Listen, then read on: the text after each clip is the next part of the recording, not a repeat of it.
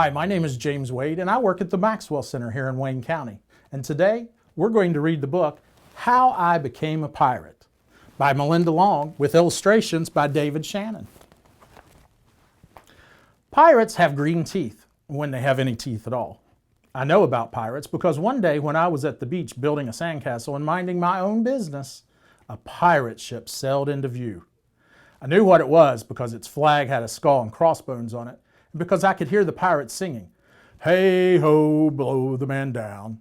They were a little off key. I tried to tell Dad, but he was busy setting up the beach umbrella. I tried to tell Mom, but she was busy slathering my baby sister with sunblock. So I went back to my sandcastle, but I kept an eye on the pirates. By then they were rowing to shore. When they landed, the head pirate climbed out of the boat and yelled, "Ahoy there, matey! Be this the Spanish Main?" "No," I said, "this is North Beach." "Shiver me timbers," the pirate said. "We must have taken a wrong turn at Bora Bora."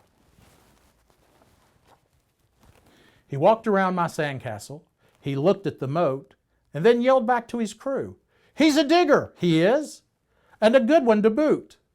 "A good one to boot," the others agreed. "What be your name, matey?" the head pirate asked.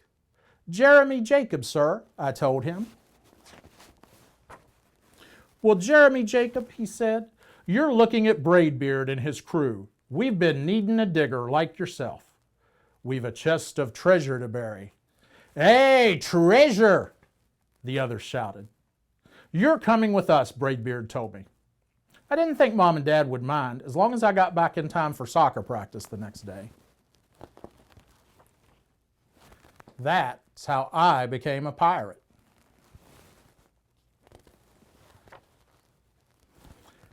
As soon as we were on board, Braidbeard showed me the chest of gold and jewels.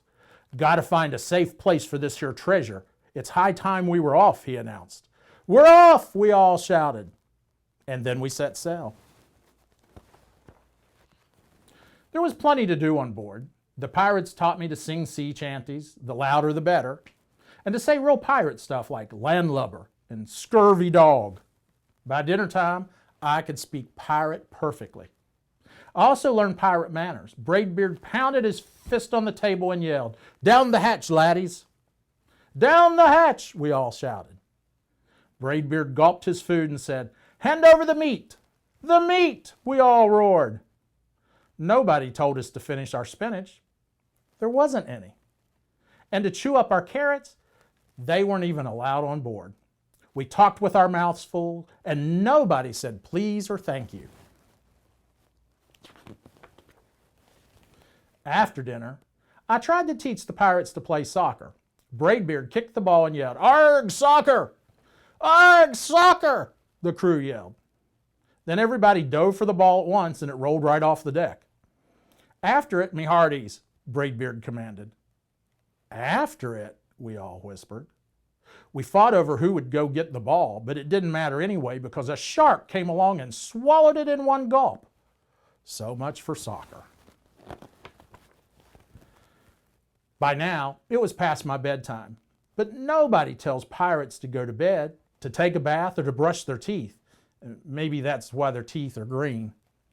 Pirates sleep with one eye open, just in case. And they don't change into pajamas unless they want to.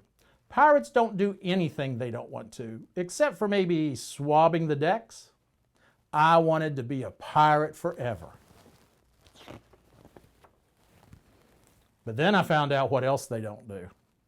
When I couldn't stay awake any longer, I asked Braidbeard to tuck me in and read me a story.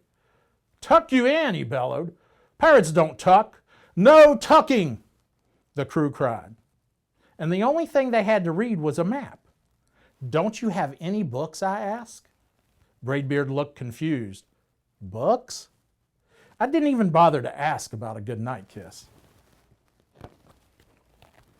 It wasn't easy to fall asleep without a story, but I was finally dozing off when a storm broke. Thunder boomed and lightning flashed. I tried to hide under the covers as the waves slammed up against the ship, but I kept falling out of my hammock. I couldn't find anyone in the cabin. They were all on deck. Lower the sails, Braidbeard shouted. Batten down the hatches. Everybody ran around yelling and lowering and battering. Nobody had time to sit close and tell me it would be over soon. No one even noticed me. I decided that I did not want to be a pirate after all. Just then, flash, crash, crack. Lightning hit the mast and split it down the middle. What do we do now? Yelled one of the pirates. We'll have to turn back, called another. But the treasure, hollered Braidbeard. Where will we bury the treasure? I stepped forward. Maybe I can help. I shouted over the wind, I think I know the perfect digging spot. When the storm was over, we rowed back to shore and buried the chest. We drew a map so we could find the treasure again, but I don't think I'll need it. Down here you can see the map that says Jeremy Jacobs' backyard, and the X marks the spot where the treasure is. After that, the pirates repaired the ship and got ready to set sail. Before they left, Braidbeard handed me a flag and said, You make a fine pirate, Jeremy Jacob. Guard that treasure well. We'll be back to get it soon enough. Soon enough, the crew repeated.